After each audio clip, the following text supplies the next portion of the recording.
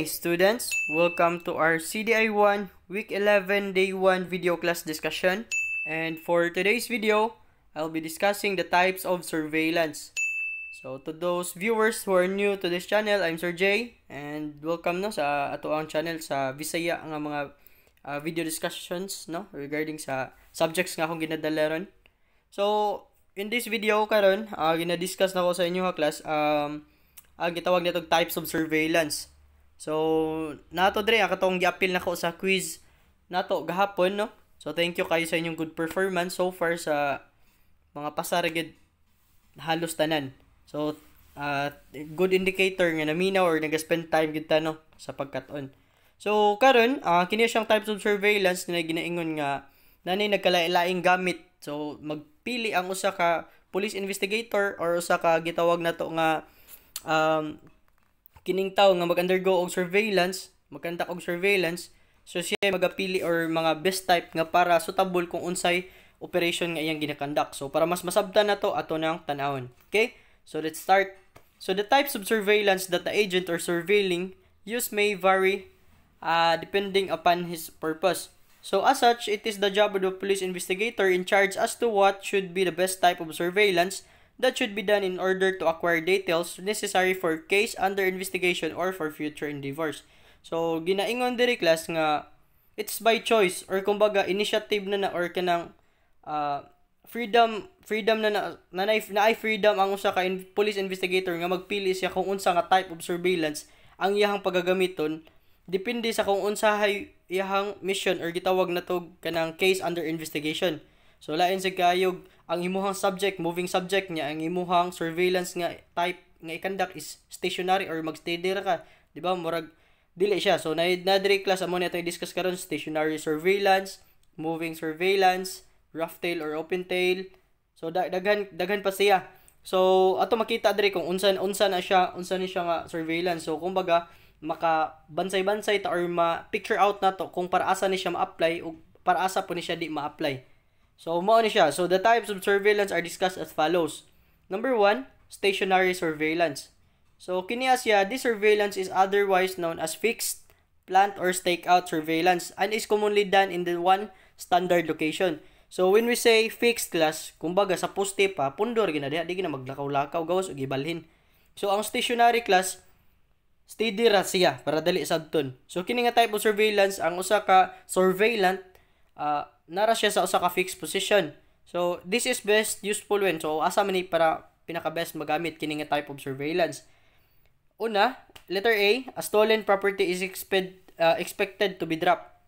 Ikaduha, a crime is expected to happen. So kini siya class butang ta lang ang usa ka police investigator naa sila lead or naa sila information nga nagather nga naay gitawag nga tawo nga nangawat kini sa letter A nay nangawat nga tawo niya adto siya butang ta lang ang katong tawhan na ihang modus mangawat siya ibaligyan niya sa junk shop. So kato ang area sa junk shop ang katuang police class mag-surveillance siya, mag-conduct siya surveillance. So di sana siya mag-informa para di siya malata. Possible pud siya dito sa may shop or sa atbang ba basta fixed point siya nga naara siya dito nagastay kay iyang huwaton kung kanus ato maabot ang katuang tawo nga possible na i-drop nga kinawat nga property. Or ikaduha, sa instance number 2, a crime is expected to happen. So naay mga concerned citizen class nga mohatag og information ngadto sa police, di ba? Nakaibaw na tana. So there are different types or sources of information. Naay mga tawo nga legit nga mohatag og information, di ba? Usa na katong gitawag na to abutan ta lang si concerned citizen. So kana siya, nag-share siya og information nga naay lead. Kumbaga, mao na sir, mo na ilang plano nga nabuhat kay nadunggan ako samtang naagi ko nakabati ko nga muning orasa, muning lugara sila ara sila mangawat. So kato mag-conduct dayon tog surveillance para i-monitor ang lugar kung naabagyod. So muna siya ang gamit aning stationary surveillance. So arita si kaduha sa moving surveillance, this surveillance is employed when the subject moves from one place to another. So kumbaga ang imong subject nga ina-follow ani is moving, kumbaga pabalhin-balhin. So the person is commonly tailing or shadowing the subject. So tailing or shadowing, it simply means as the act of following a person's movement either through foot or with the use of an automobile. So kinang gitawag na to nga batanta lang naay usa ka tawo nga imong kandakan og surveillance kay kanang gitawag na to nga na siya nabuhat no, natay lead. So imong gina-follow siya niya kini siya kay na siya sakyanan or moving ba ni siya. So kung inana ang aspeto imong gamiton nga surveillance, ang type of surveillance is moving surveillance, which is pwede ka mag-tailing or shadowing. Imo siyang sundon by pwede ra maka maglakaw or magsakyanan. So kung nagsakyanan na imong sundon, lines kay maglakaw ka unsa ni mo pagkapas, di ba? So initiative na kay na siya kung nagsakyanan magsunod sa kasakyanan. Pero dili jud ka magpa-close, magpaduol ka ayo ana pag-ayo kay maghalata ra kayo, di ba? Tan-ang gitag mga salida. Dali ra kay kabantay ang bida kung nay magsunod-sunod or ang kuan ba, ang kaning mga katang mga bad guys sa gitawag na to nga sa salida. No? So inana siya. So the subject of this surveillance is usually person sa kining moving surveillance. Syempre naman, lain si kay property, mubalhin din nagiya kung walay kuan magpa-move, di ba? So kalabanan ang move gid tao gid. So under this method of surveillance, this could be done in the following manner. So una, so ang kini ang moving surveillance class, it can be conducted sa kining duha, rough tail or close tail. Tulo day sila day, tulo. Sorry.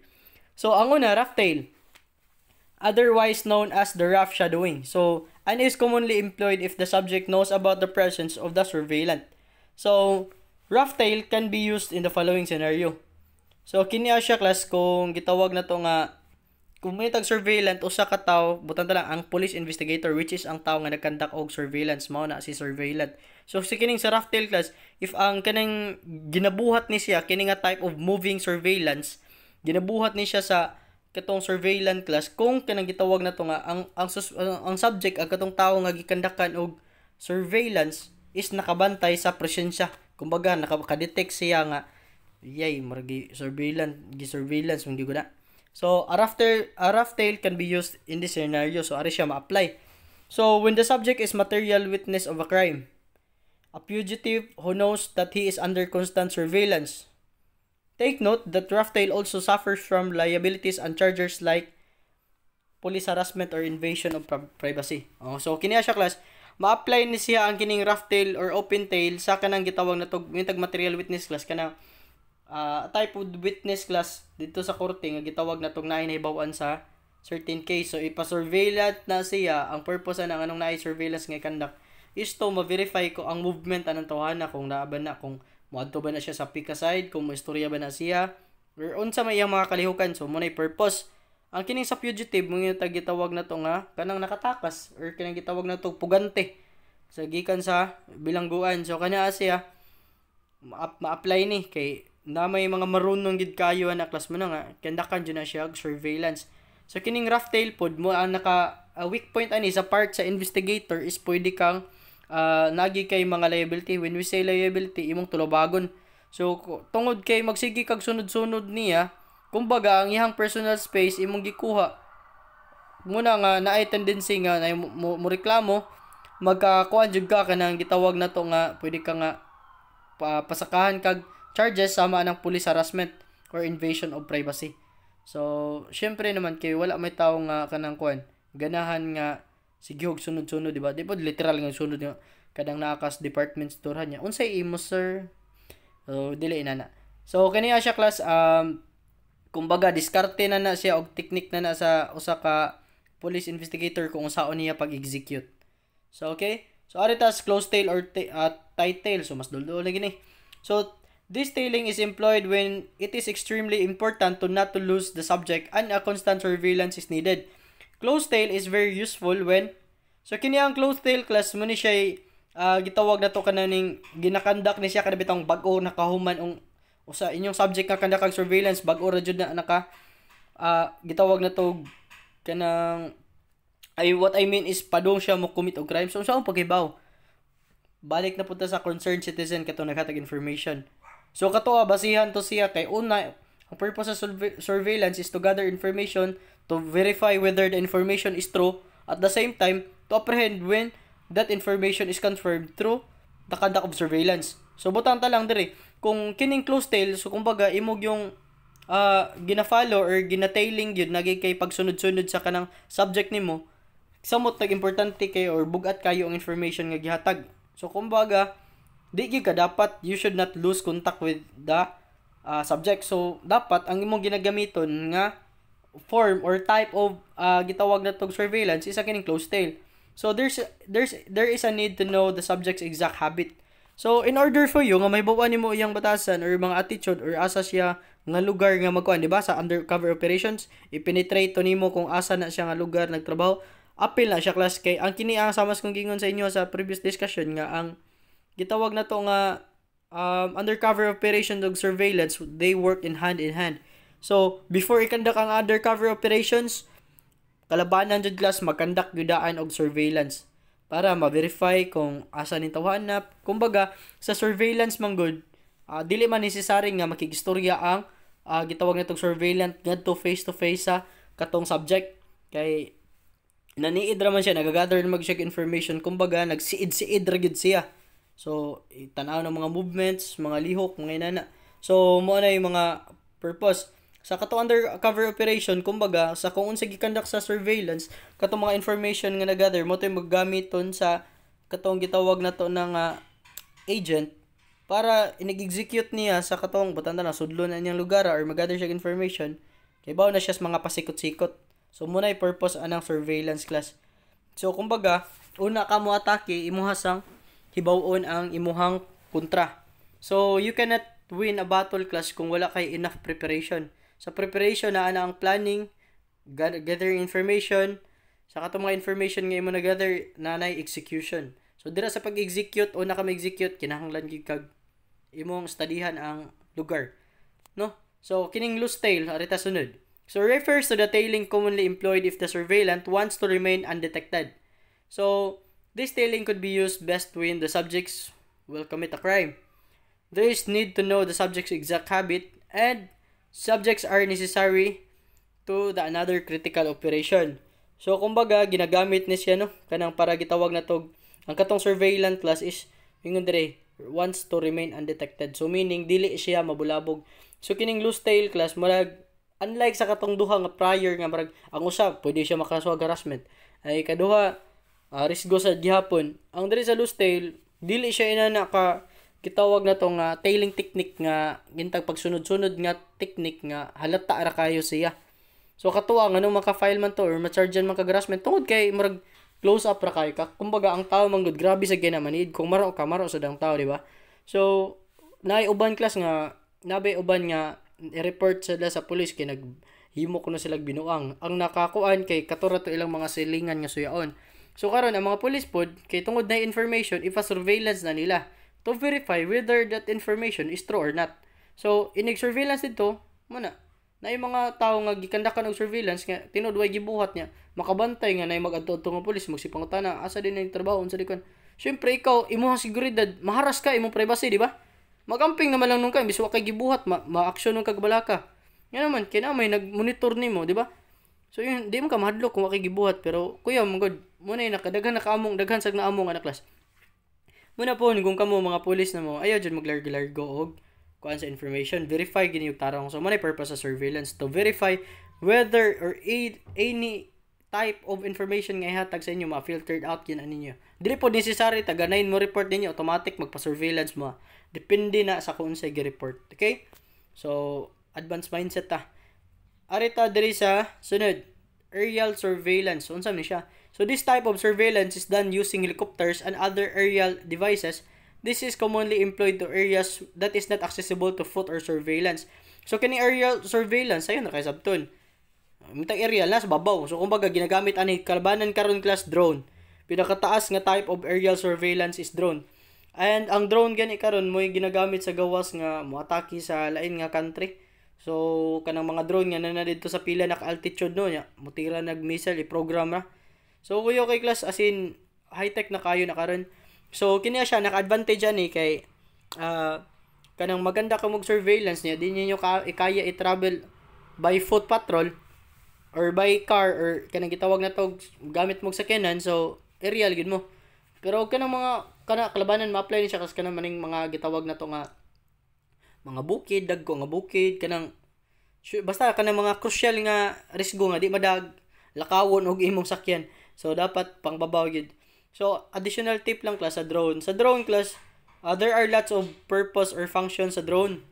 So sa drone sad class kay magamit na siya sa pag-record og mga evidences no. kay moment to yung mag narantos tumoy pero tumuyan wide good kayo to ang kwan. So butang ta lang na usa ka factory nga close nga di mo makasud, di mo pwede pasudlon didto ang access. Kalabanan na class ang uban mag-drone na i-zoom in ra na nila kung unsay mga activities dito sa sud makita. So na mga ina nga techniques class. So that is basta ang surveillance nga ginakandak through air or by aerial, that is aerial surveillance. Okay, so simple na kayo na sabton. Number 4, video surveillance. So unsa man ni?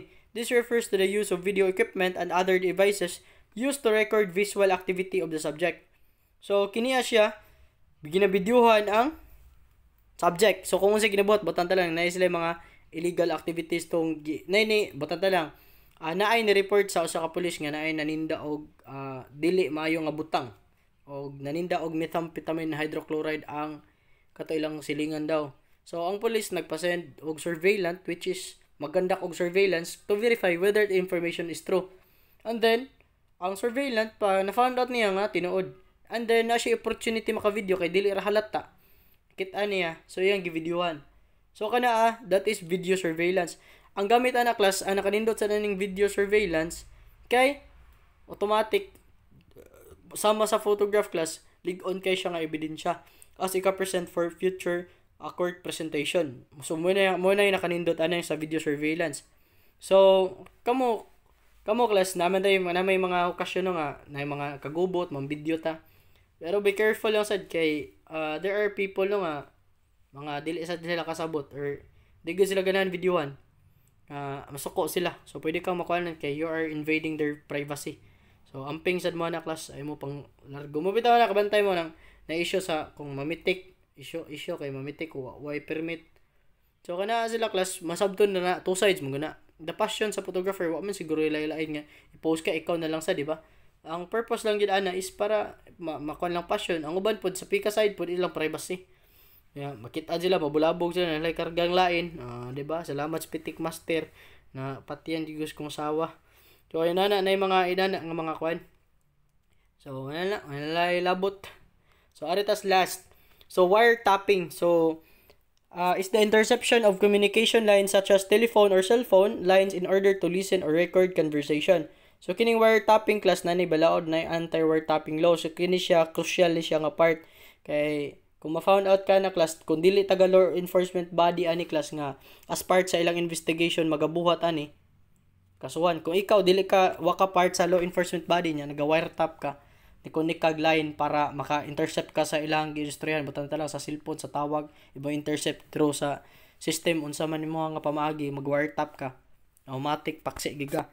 So in addition eavesdropping is the act of listening secretly to any conversation who are within the same premises as the same person who intends to listen to the conversation. So, in addition, eavesdropping is the act of listening secretly to any conversation who are within the same premises or premise as the person who intends to listen to the conversation. Ibalik mo type. Kalabad nakapi man sorry class. Usara na siya. So, example of this is listening to people who are talking at the table beside you and sitting beside the person who is talking to someone over the telephone lines. So kining wiretapping class ako ni separate sa kining eavesdropping sa. So wiretapping class para di mo maglibog kanang butang ta lang linya sa telepono sa una class na ana. So kumbaga murag may pagka literal gini nga wire no. Basta ni intercept ka or ni sod ka sa ilang code. Kabantay mo sa walkie-talkie din na talkie-talkie kanang cellphone radyo mga radyo sa kanang mga kuan class ba mga police or mga sibakta na kabantay mo makode-code sila. So kana that is ang naa sila code kay para dili maka-intercept ang lain. Kumbaga ang way labot dili sila maka-connect. So sa kung ikaw naga-wiretap ka or giunsa na nimo nanay program sa system ana class basta nanay siya mga pamaagi na naka-connect ka sa ilang linya, ya wala kay authority or wala kay gitigaan og otoridad nga maka-access ana. That is wiretapping. You are nagakuha kag mga information base sa by connecting lines. You are not permitted. So gawas na may maga-wiretap class for the purpose of law enforcement na inana sad good ra na siya kay it is properly recorded at the same time mapresenta man sa korte.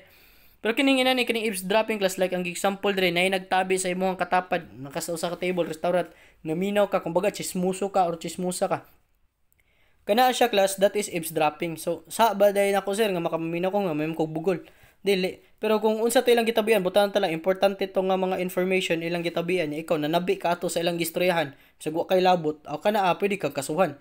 Pero kung naminaw lang ka, siguro na yung mabuhat no kay syempre lain sige magpakabungol ka niya. Nagay ka sa laing lagi ka sa lugar nga daghang tao, syempre nagi na mabatian nimo, di ba?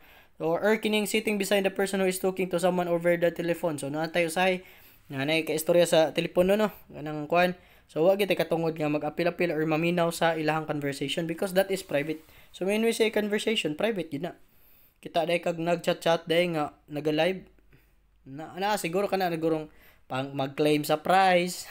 So mga inana. So kana ra siya class mo to yung mga types of surveillance no. So bali ang types of surveillance nga atong gisgutan karon is 5 ka buko na stationary surveillance.